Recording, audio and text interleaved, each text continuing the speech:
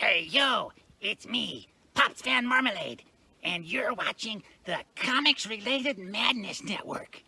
Huh? So come get some. CromCon. CromCon.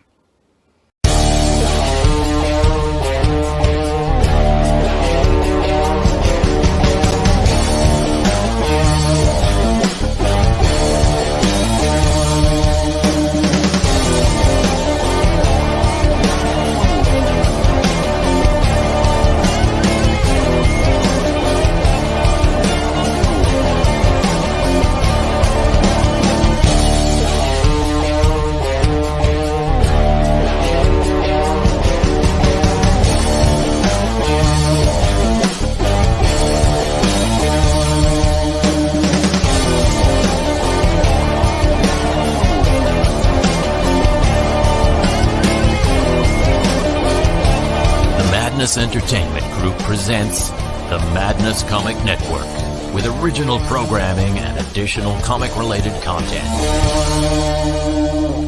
Hey, we want to shout out to our sponsors, Daytona Beach Comic Con. If you are a fan of comic books, if you're a fan of comic book conventions, and if you like meeting comic book creators and getting comics and comic-related stuff, then you need to make your plans to attend Daytona Beach Comic Con. This year's show is September 9th and 10th. Silverline will be there, so you should make your plans to be there too. We'll see you there. If you like comics and find yourself in the Orlando, Florida area, doesn't everyone come to Orlando at some point in time to see the House of Mouse? But when you're here, you need to make it a point to visit Coliseum of Comics, especially the one on East Colonial Drive. They carry Silverline comics, even a limited edition Coliseum of Comics version of our comics. So, when you go, be sure to ask for Silverline Comics and tell them we sent you. OCD stands for Orlando Collector Deviants. OCD, Steve and Trish, they're a family of geeks who promote geek things, particularly those around the Orlando, Florida area.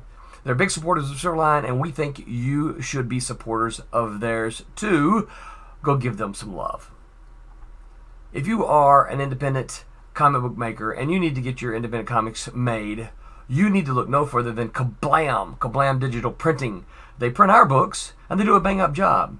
They're not only trusted by Silverline, but many, many independent comic book makers. Head on over to kablam.com and see for yourself just how easy it is to have your comic printed by them. And tell them Silverline sent you. Hi, this is Tim TK, host of That Silverline Show on Tuesday. Join us at 11 p.m. Eastern, 8 p.m. Pacific every Tuesday night as we discuss pop culture and the joys of making comics. Hi, I'm Barb Kilber, co-host of Silverline's Wednesday Wham. Join us each Wednesday nights as we discuss comics, literature, movies, and anything else that may catch our attention. I'm Roland Mann, and I host Silverline's Silver Sunday. Join me every Sunday at 8 p.m. Eastern as we make mine Silverline.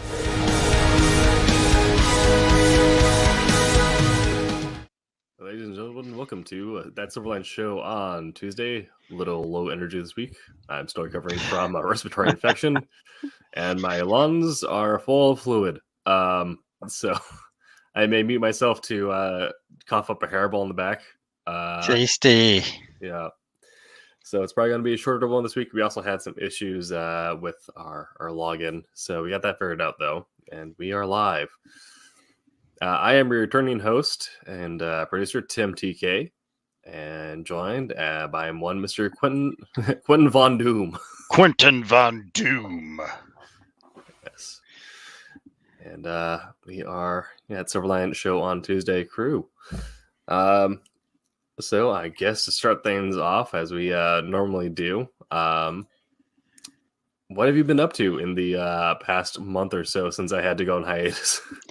Well, in that time, I finished Trumps, and I'm now working on catching up on some commissions for folks. That's what I'm doing tonight, so you'll probably see me working on that. We've already been hit by the COVID, so pretty sure anyway. Yeah. I'm not sure exactly, but I think so. Mine was just run-of-the-mill viral pneumonia. Oh, yeah. Yeah. Well, I'm pretty sure that we had gotten COVID over the Christmas break. I get 2 weeks, and the kids get 2 weeks, and Yeah, it had Yeah. all the signs. The only thing is, I didn't lose taste or smell, which a lot of people report, but I'm pretty sure because I think we had it at the very beginning, way back in March 2020. Yeah. And before we even knew it was a thing, like we turned on the news and we were already starting to get better by then. And they were talking about this sickness. I had no idea, Anyway, Yeah. so thankfully, knock on wood, it's just been sinus stuff lately. So yeah, heart goes out to you. Man, it's bad stuff. All right. Wow,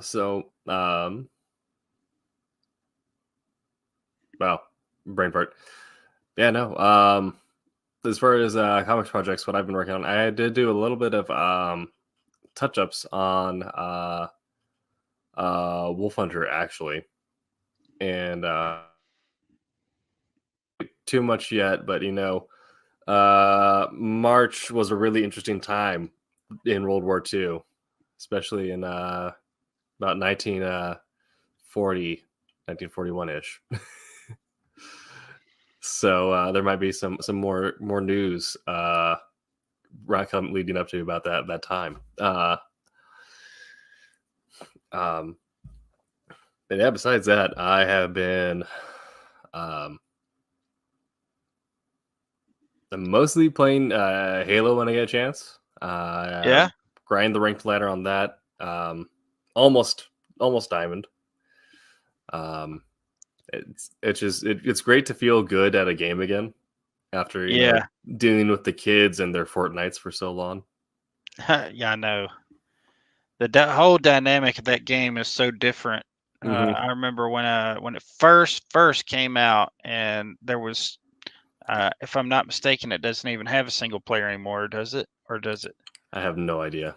Well, at one time, it had a single player, and that's what I actually got it for. And I actually kind of liked it, but man, when I went in the multiplayer though, man, it was just chaos and people building stuff I'd never played. Just the whole dynamic had changed, and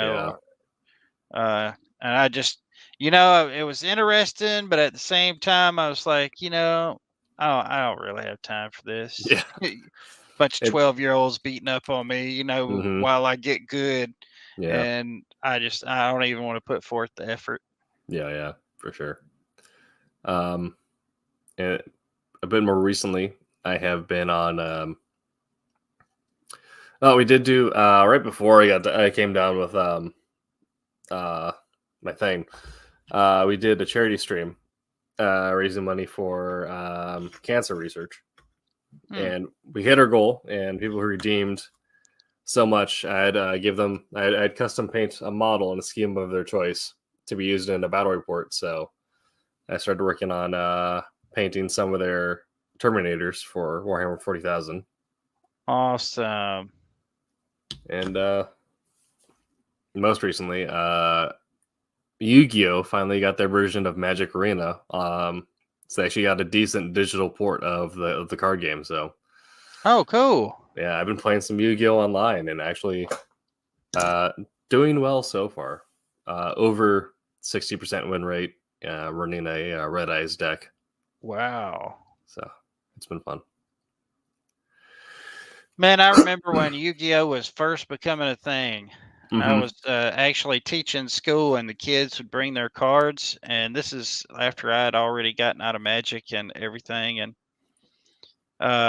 there's all these teachers talking about Yu-Gi-Oh! And wanting to take their cards away and all that kind of stuff. I was like, nah, it's not hurting anybody, Right. It was really good to have a voice of reason, in the pack. Man, if we'd have had that growing up sometimes, to be able to tell them, no, it's okay. They're having fun. They're not getting in trouble. Yeah. Either they spend all their money on these weird little collector cards, or they could be spending it on the cocaine. Exactly. Yeah. Yeah, that's what I've been up to. So besides your comic work, what have you been? It's all good until they start turning tricks to get Yu-Gi-Oh! cards. Yeah. That's my my OnlyFans goes to fund my card collection. Yeah. That's funny. So besides your comic work, what have you been doing media wise? Have been able to watch anything new, read anything new? Let's see. I watched. I think I told y'all about this though, but you may not have been here. I watched Spider-Man: No Way Home. That was awesome, Yeah, so good. amazing, such a blast. I love that movie. Oh my goodness, I love that movie. Let's see. I have watched a few others, but nothing really mentionable. I have Sure. not seen Dune yet, but it is on my list next up. So I will be watching that. I keep seeing it on there, and I keep thinking, if I get some time in the evening, I'm going to watch this. But everything's so pressing when I get in, getting the kids all around and everything. And by the time I do, and I just finished Trump's this week, so that's been able to free me up, to do some of these commissions and all that. So that's been a real blessing, being able to get back to, some stuff, doing some stuff for people. Well, by saying you crazy party people, and probably in reference to the talks of OnlyFans, cocaine, and Yu-Gi-Oh! All in the same breath. Yeah. Yeah.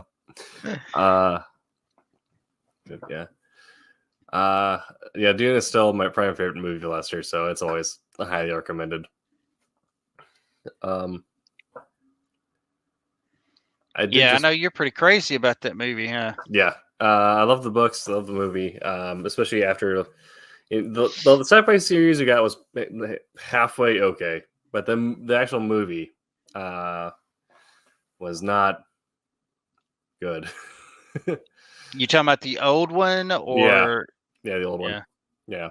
Well, I guess they're all old now. Holy moly, it's been so long. All right. Let's see. I'm interested to see it. Yeah, I didn't end up watching all season 2 of The Witcher, and I enjoyed that. I did see that. Yep, yeah. I liked it. It's hard for me to not like Witcher, though. I mean, it's there's just not much like that on TV or on any streaming networks or anything. Yeah, they'd really have to really mess up for me not to like it. Yeah, I've heard some criticism about it, but I had no issues at all. Yeah, I definitely see where there's some things where they could definitely improve upon or could have been done cleaner, but but I mean, I'm enjoying it so much. Why would I bother, throwing a fit over the small stuff? Yeah, I think a lot of people's criticism was some of the story elements that were changed pretty drastically, and I agree. On some levels, but it was still good, and I certainly wouldn't want to go into a movie knowing everything that's going to happen. And they made that very clear before the first season that they wanted to do them all as the books, the TV show, and the games would all exist as separate timelines. So there's different storylines. So the Wild Hunt, which is in the third game, is only lightly referenced in the books, and the TV show is very much along the Keen Full Test storyline that was in was it Blood of the Elves? And now the second season ties in more closely to the games, but it's walking between the two, and it definitely is its own timeline. So it's interesting. It gives each thing its own value. You have reason to go, enjoy each different part of the universe. Yeah. I love it. I love, and I really like, what's his name? The guy who plays him. Oh, Henry Cavill. Yeah. Yes, I love him because he's just a really, if you ever hear him talk, he is a real gamer, and he's a real nerd. Yeah. Yeah, he respects, the entities, the properties that he is, bringing to people. Apparently, and that's one thing I just really like about him. Yeah. apparently they did an interview with the actress who played Siri, and she talked about how Henry would have moments where he'd just pull out the book and like flip to a page and be like, hey, you should use this line, and like this little bit of improv.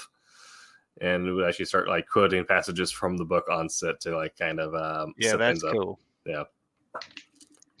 Yeah. I mean, how often do we get that?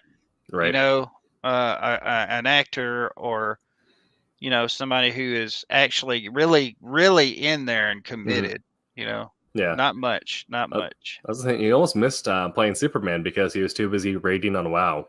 He didn't pick up the call from his agent. Yeah. That's hilarious. All right. So because because we're going to be doing a short one, we're only going to be going for an hour tonight. We're going to hop on into our subject, which is fictional worlds, and just kind of diving into the MFA brain. It's the first of the year, so I got to dive into MFA brain, Tim, here. So fictional worlds from a creative storytelling perspective. You have 3 major classifications. You have the real world, and this is where anything that happens on, Earth number 1, it can be, an actual history, a secret history, or kind of a your slice of life stuff, something that wouldn't have an impact so great that it would affect, the actual continuity. You have your alternate worlds, and these are like alternate Earths where you have your alternate histories, or your in the last book would be in the last realm would be something like Wolf Hunter being a secret history, or Murder on the Nile just got their trailer, so the Poirot books are all for a real world. They have alternate history, which is anytime where there be an event that is caused the timeline to diverge, so it could not possibly happen in Earth, but it is definitely Earth. Yeah, those are cool. So something like Fallout or V for Vendetta.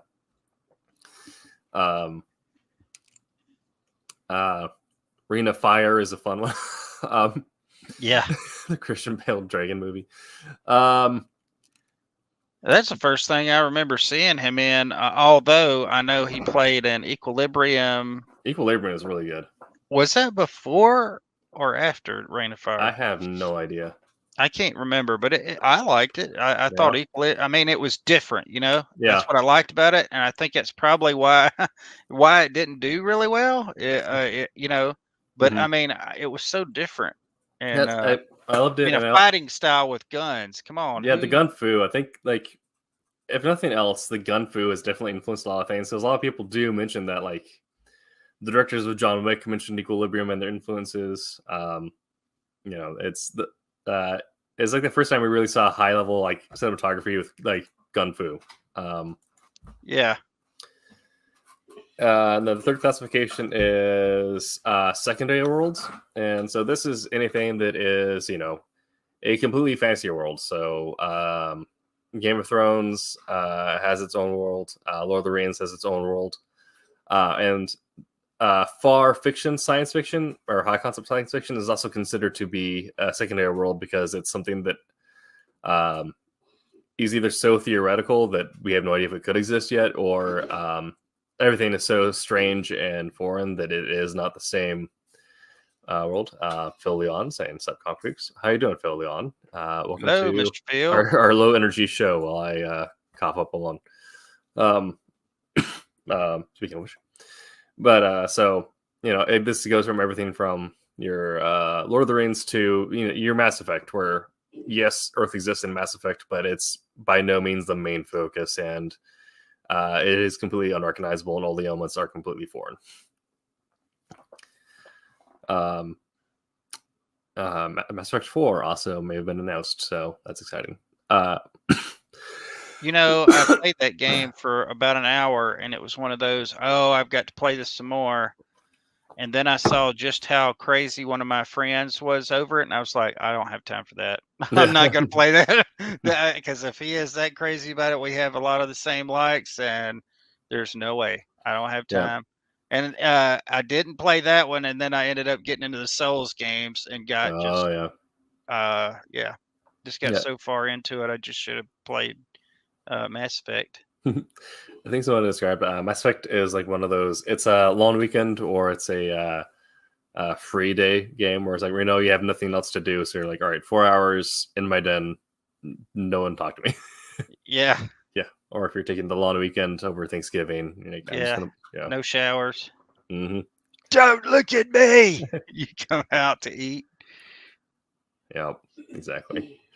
So those are the main definitions of fictional worlds and how they're built and described as. So we're just gonna kind of get straight into it on the craft section. So working with a fictional world and either one of these types as a writer or an artist, there are pros and cons, and I just talked quite a bit here, so I'm gonna let Quentin talk about perhaps if you're approaching something that is set in the real world or something that's set in an alternate history or far fictional secondary world. How are some different ways you approach the art or like the design of that? How you approach the visual design? Well, one major thing that I do is I make sure that I play around. I may draw the characters a few different times in a few different ways, because if you just take my vanilla style, it's kind of rough and gritty. So, I just have to kind of tweak it and kind of move it around to kind of fit, I clean it up if it's a cleaner kind of world. If it's a darker world, I gritty it up. Sometimes I add a little more or less exaggeration depending on what it is, but yeah, that's usually what I'll do is I'll do rough sketches of the characters a few different times to kind of try to get a feel for it. And I uh no offense to anybody out there who is actually diagnosed with ADHD, but I'm not joking. I literally think that I am uh a recipient of the ADHD gene.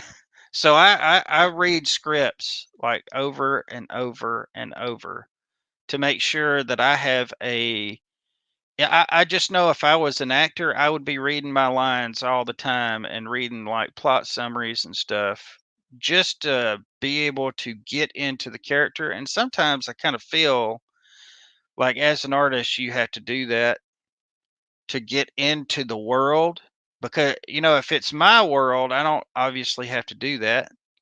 But if it's somebody else's, you want to get into it enough and so familiar that you can taste, touch, and smell everything that the writer is, trying to give you. Uh, and you just want that style to match up at the maximum possible amount that it can to keep everybody's eyes on that story. And for me, making worlds, and I mean that's my therapy. I love to. I mean, I just get so lost. I was just talking to somebody. I think it was maybe on the group chat. Uh, Man, I will dip down deep when I get into my stuff, and hours go by sometimes, and I'm still drawing. I'm still up. That's one reason why I stay up so much is because I just get into it, and the clock is just going around and around and around, and uh, I peek my head up, and it's 2 o'clock in the morning, 2:30 in the morning, and I've got to work the next day. It's pretty crazy, um, but that is my therapy. I'm all about it. Getting in there and it's like a vacation, you know. It helps you deal with things. Um, but that's how I prepare. I read the script over and over and over until I get a really good feeling of it, and then I draw the characters a few times. Maybe not the same one over and over. Some I do, but I will draw multiple characters to try to get get the idea and really feel till I feel comfortable with it.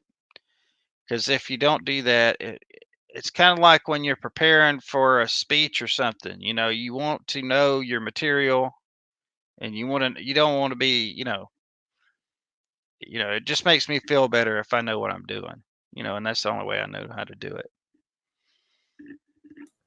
Sure. I have reapplied. I've resupplied the Ricola. And Yeah. nursing. Wolf Hunter was great because Yeah. I love history, especially World War II war history. Oh yeah, love it. Yeah, and Wolf Hunter was interesting because it was my first foray into writing a secret history, which is a type of world that takes place in it's a real world setting, and then you have to find a way to tweak things or to make things, put in not real but important elements, but at a degree that they would not cause an alternate Earth, because you're trying to walk that fine line of staying within Earth 1 without going to an alternate Earth. Kind of adding a double side to lots of things that exist. Churchill famously had his private army of counterintelligence operatives that he fielded in London during World War II, called either Churchill's Private Army, or if there were on the foreign element, they're referred to as the Office of Ungentlemanly Warfare, are the Special Operations Executive. And so creating kind of a darker side to that, or even more secretive to the British side of that, called the Ministry, where it's the same entity, but it's with a different facade, and taking a real event that happened, or a couple of real events that happened, and then putting together resolutions that would keep a conflict and then a resolution in a way that would keep it bundled in the same way that it was bundled in through real life history as best we know it. So you can, I guess we can spoil it now. The Christmas special has been out for a month or so. Yeah.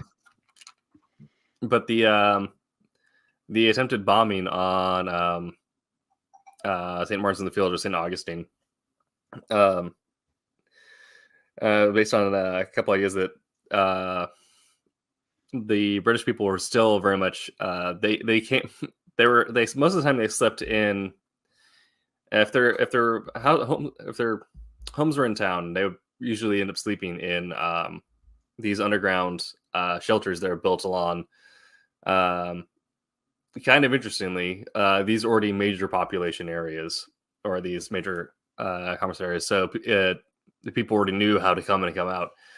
It made sense from a logistics point of view. Just people already know where this building is, so if you build it there, they know how to get there, and they know how to get there quickly.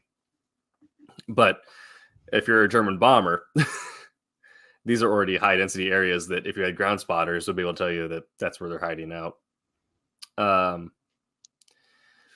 So the idea of Willard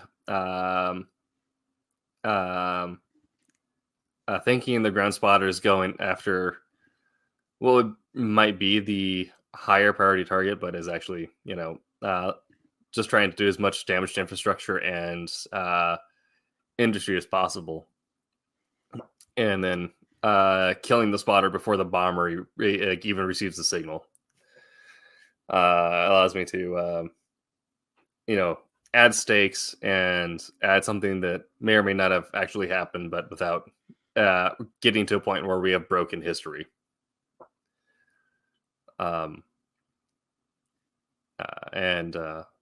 we also gets to kind of play around with the ideas of World War II mostly being a war about industry and about trying to hold lines or push lines as much as you are destroying the enemy's capacity to resupply their armies. Yeah. Yeah, I cannot wait to see your first full length. That's going to be awesome. It's going to be awesome. Super fun. But I almost feel like I had to do more research going into that than I would doing something, creating my own world where I've done that before, working on alternate histories or even a complete secondary world where you can just kind of freely break stuff or freely make things that don't work in our world. You still have to give it grounds of believability, but you don't need to know the exact date and time of the 1940 Christmas Mass. Right. And I don't have to necessarily draw exactly the interior of a church. Yeah. Yeah. Yeah. That was good. Yeah. But like, there's different things you have to really research going into a secondary alternate world or secondary world where you do have to understand the basics of a little bit of basic of everything that would go into sociology, like the very ground basics of what do economics run off of, what do weather systems cause, what makes good geography, and figure out how you can apply that to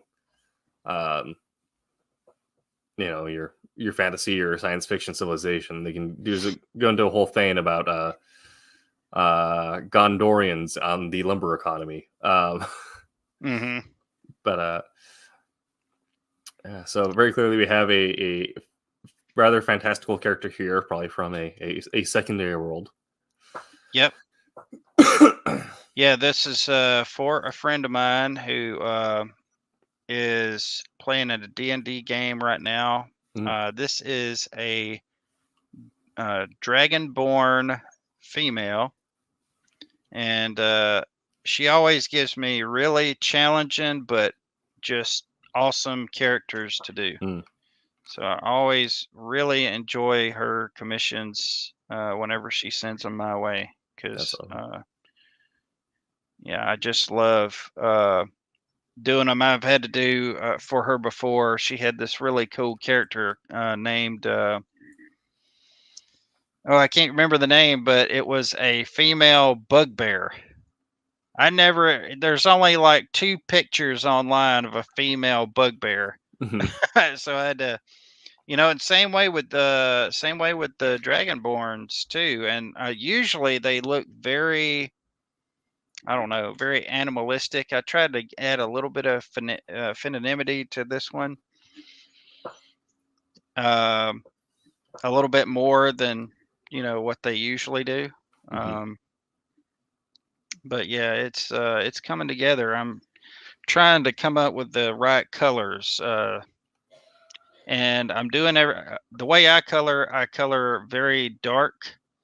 So if it all looks very dark right now, that's kind of the way I start out, and then I add the lighter over top of the dark for the highlights.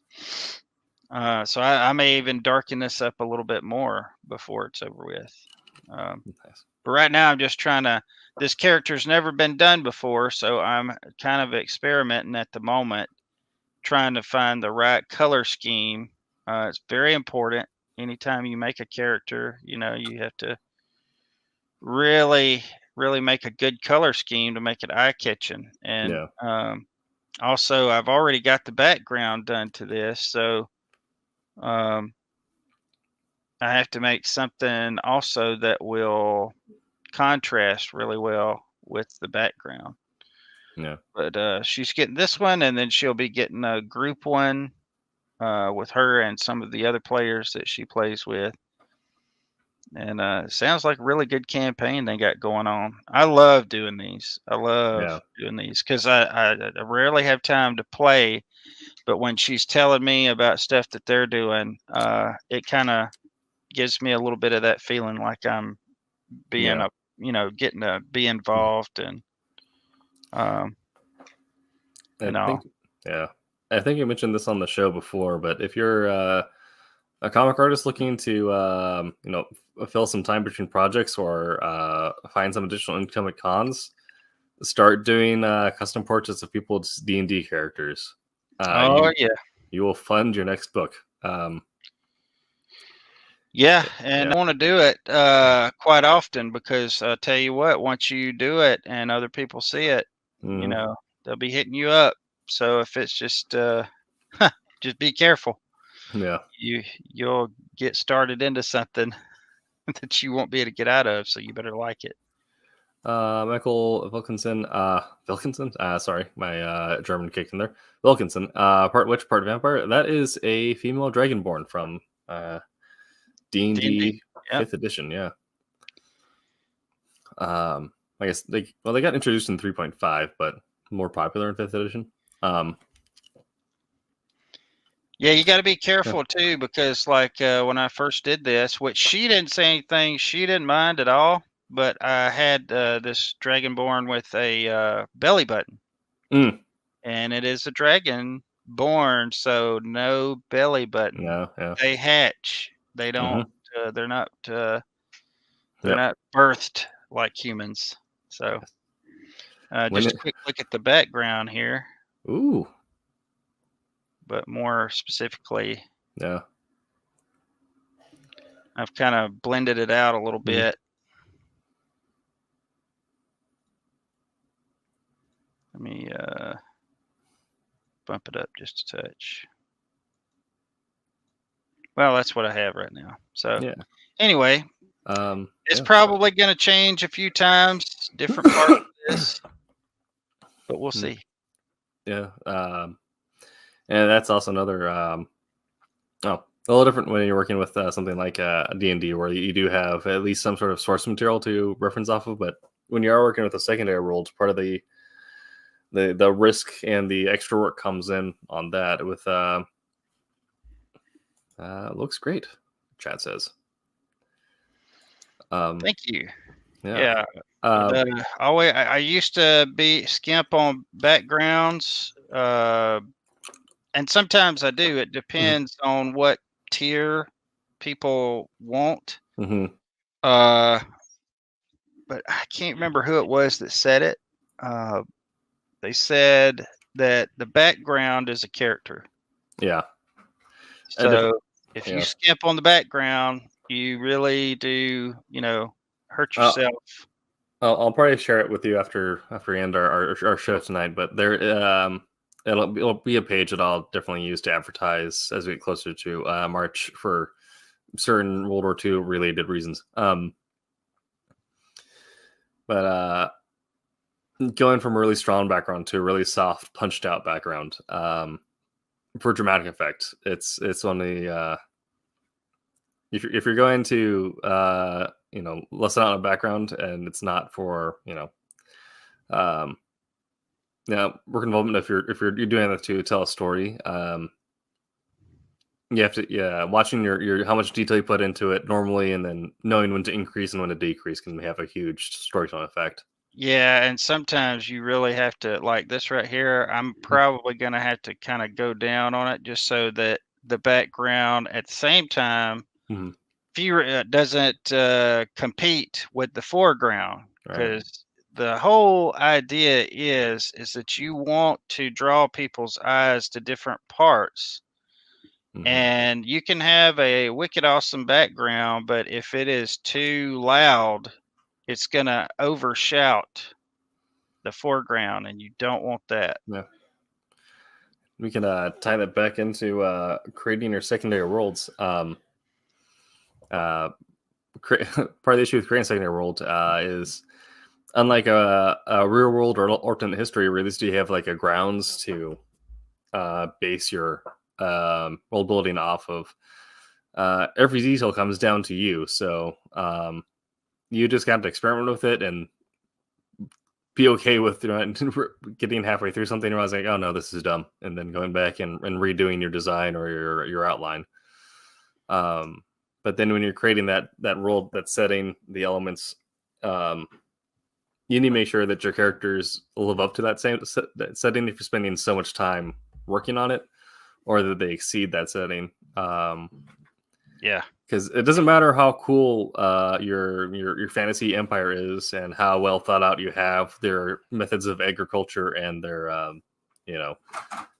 weather control devices. If the characters that we are supposed to follow in this empire are as compelling as you know, dry bread. Yeah, definitely. I find it really interesting. I like to watch shows, documentaries about movies, Mhm. because I find it so interesting just how far a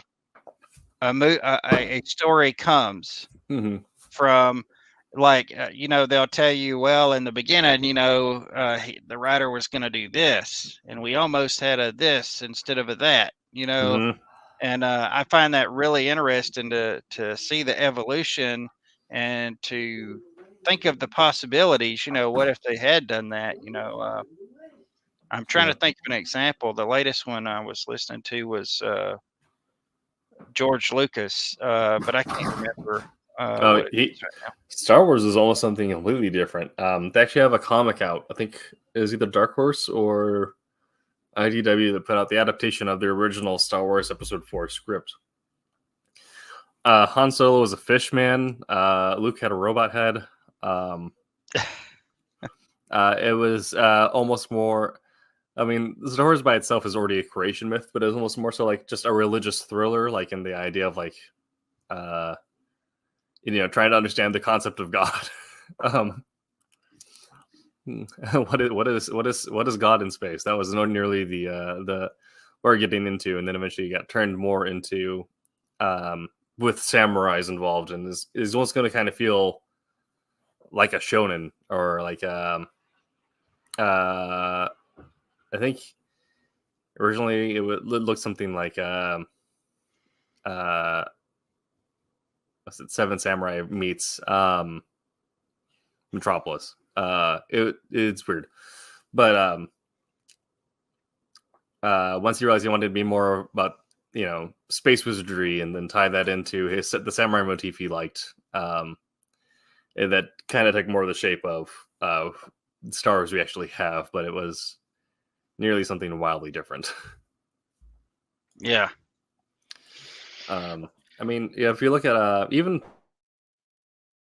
and any Lord of the Rings work was there once was a hobbit that lived in a hole. Yeah. It was already kind of getting into like the weird world building, but when you get into like the like even like the Silmarillion and the appendix and the Apocrypha that he wrote while working on Lord of the Rings and all stuff, and Elvish, he always had these characters in mind. Like all the additional world building is kind of almost done as like short stories. Like even like parts of Silmarillion read like an encyclopedia, but it's an encyclopedia of individuals that he had said that he had intentions of fleshing out. I find it amazing how many that he did, actually flesh out. With Lucas, he did. He had the character. He kind of by necessity had to do that for all the lore people who wanted a world, and wanted everybody to be something. But in the case of Tolkien, he kind of already had stories written out and connections, and I thought that right there, that's some intense world building there. Yeah, I was always kind of using the characters as a focus, so that way as much love and at a time as he poured into creating his secondary world, it never overpowered the characters. Yeah, definitely very, very interesting. So y'all are seeing my process here. This is kind of how I like to roll. Sometimes I change things up a little and I do something totally, totally different. Sometimes I just want to, get crazy and try something new or try something that I don't do very often. And sometimes it really just depends on the piece. But for right now, this is what we're going with. Like I say, this may change. This is more of a render type coloring. Mhm. It's not like old school awesome like Roberta. Man, that I always mention her name whenever I start talking about coloring. She is just so good. No. And she's so much more efficient than this, and it still comes out looking so good. Yeah. Well, I'm gonna be so excited when I can show off pages from the Wolf Under Main right now. I'm always going to give as much credit to the people I work with as possible. Like I whenever someone tells me like they're off that they have picked up a copy of the Christmas special, I always like gush about how much like how great of a job you and Mickey did. Because it's just wild. Like the amount of effort I put in creating words compared to like the carpal tunnel you guys develop arting our words as writers. Yeah. But Yeah, that's often made me think about becoming a writer. No, I'm just kidding. I actually do write some stuff, but yeah. nothing I have here at the moment. Got the board game. Who knows? Maybe eventually it'll come to Silverline. Who knows? Who knows? Yeah. Because I want to do comics and all kind of stuff off of it, and it's more fantasy based. That'd be super cool. All right. Well, we are coming close on time here, so we're gonna go for about an hour because I am fading. And you do have an ad. You're fading. We have an ad to run here at the end. But I'll kind of briefly touch on alternate worlds since we jumped from real worlds to alternate worlds or to secondary worlds. My go-to example for an alternate world is always something like Jonathan Strange and Mr. Norrell, which is set in Napoleonic England, in a world where magic is real and it is something that is like studied and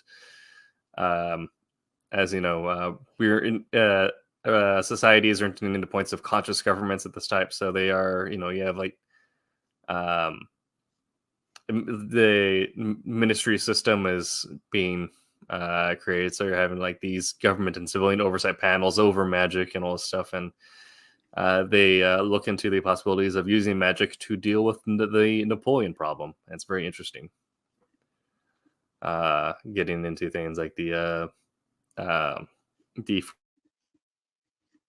Battle of Waterloo and all that, as well as just the impact of magic on society in general at the time, how that would play into the politickings of the court and all that. Do you have any examples of alternate worlds that you've dug or working on those? Is there kind of like a middle ground on you know, mimicking things that might exist in real life while also having more of a themed or tone-based approach for your creations or designs? No, most of my stuff is what a lot of people would say, man, that's weird. That guy's weird. Sure. No, I have never really examined it that closely or Sure. that well. But when I think of that, I don't know. What would you say that like Star Trek? Would you think that would be that? That doesn't really I feel like speak fantasy to me. Yeah, I feel like at that point, Star Trek gets to a point where it's considered a secondary world because you're already dealing with a point where all the technology is non-real or hypothetical, and it features so many diverse non-humanoid species or variations of humanoid species that it does not reflect something you might see in you know, contemporary or historical Earth. Yeah. Yeah. Kind of the same thing that like Mass Effect falls under, where it's so science fiction it becomes a secondary world. Yeah. Not an alternate, just secondary. Yeah. Something like if you're looking at something like a Terminator, or an Alien Oh or yeah. Predator, like that's a point where it would become an alternate world, where it's not enough to fully, go past the point of being like contemporary Earth, but there's definitely a point in there where history has diverged. I love those films. Hmm. Man, I grew up with those films. When I was growing up, we got to watch whatever we wanted. Yeah.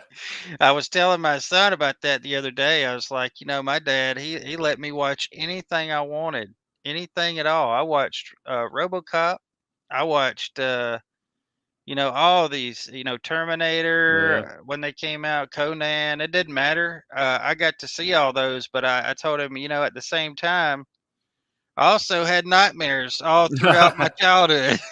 And it's probably what's developed some of my uh, artistic skills is and storytelling abilities is because of watching that stuff. And but at the same time there was a price to be paid. Yeah. But I'm always careful what he watches, Hmm. because this is the thing. He was watching YouTube not too long back, and I wasn't really able to have enough time to be uh, watching everything he was watching. And he was watching some pretty scary kind of stuff. And it really, to me, it wasn't scary at all. But to him, with it, Yeah. him being a fresh brain and everything, he. Uh, he was having trouble like going to bed without the lights on and stuff. And uh it's because he was watching that stuff. And that's when I started perking up and like, hey, what are you watching? And it's so funny because, see, my daughter, she was never scared of the dark, Hmm. never scared of the dark until she turned about 15 years old, when we opened up the floodgates to just let her watch whatever she wanted to. Yeah. And she had a friend over, which it really was never an issue. She never really asked to watch any of that stuff. I probably would have let her a lot earlier, but she had a friend over, and this friend of hers loved scary movies. And Mm. so they started watching scary movies.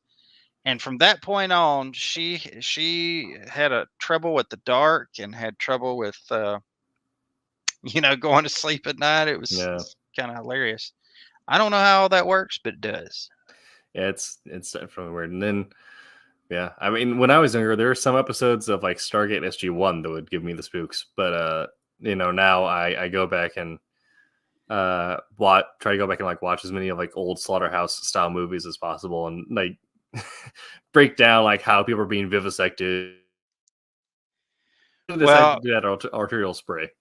Well, they had no problem with like the old Ghostbusters before the Afterlife was ever announced. Even I had Hmm. them watching Ghostbusters because it was, it's Yeah. kind of humorous, Yeah. you know. But man, when I took them to see Afterlife, Hmm. oh my goodness, there's some parts in that one that is pretty scary. Even for me, it, Mm. it was like, wow, Yeah. that was pretty scary. I think that's also where well, we can use this to get on subject and tie up in a bow before I hit our ad.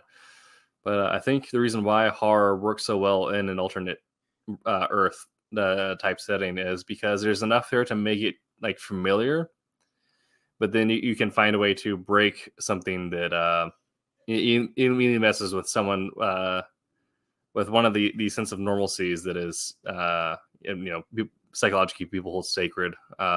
There's a whole like set of normalcy of normalcies that are considered important to society that I could get into at a different time. But and when you violate those, that's when it can elicit a like horror response. So like um uh the people's expectation of bodily safety or whatever. So when you get into body horror, that's when you can get into that, or um the idea of possession. So when the physical possession, as in like possession is 9/10 of the law, that the people, when you lay claim to something, people expect that to be honored. So when part of what makes the doll and Annie so creepy is when that suddenly breaks that sense of you claim possession of this, but it's owned by something not you.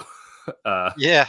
That it's before we get into even the rest of it, that's the first thing that sets off a response where your set of normalcies are not being respected, and that can set up your psychology.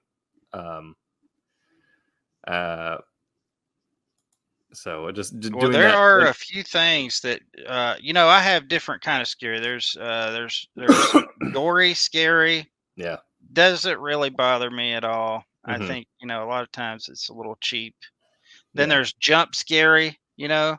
Not that bad. That doesn't really bother me. But movies about like possession and stuff like that, that's where I'm like, yeah, that creeps me out. Mhm. Like that's on a different level. yeah. Body horror, I'm also fine with this because and I may be jaded to the point where, like, most of the time I find it amusing the way they do hyper violence. Also being someone who writes stories with that involved in it often, you almost really, there's a creative respect to it where you almost want to take notes. But for me, I can do possession stuff usually fine. Kind of paranormal stuff I can do usually fine with. But when it, Paranormal doesn't bother me. Just strictly possession. That's where I get a yeah, little. for me it is jump scares. Like my adrenals are so shot and like whacked out that when existential horror is also really cool. Either getting into the idea of an existential crisis where it's humanity's about to be wiped out, or existential like Cthulhu type stuff. The bending of realities, that's my favorite. But when but like jump scares, when like the right sound cue hits or something pops up, my adrenals are always firing in weird ways, just from Right.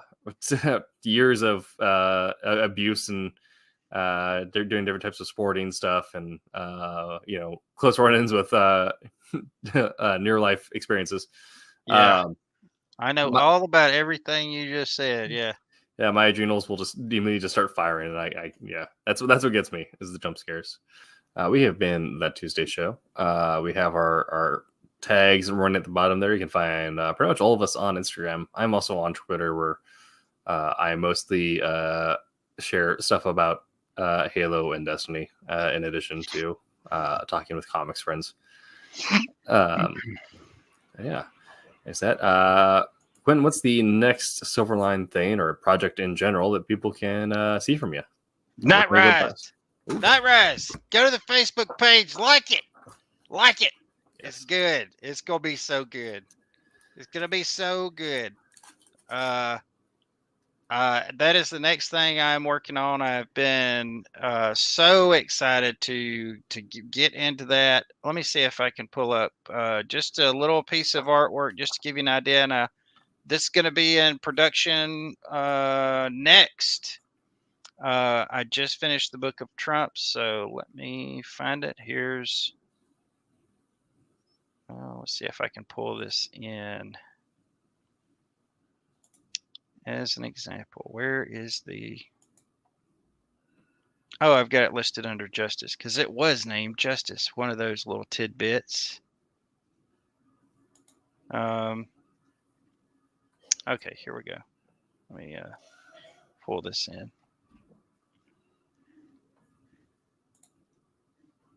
Maybe it'll show up. Come on.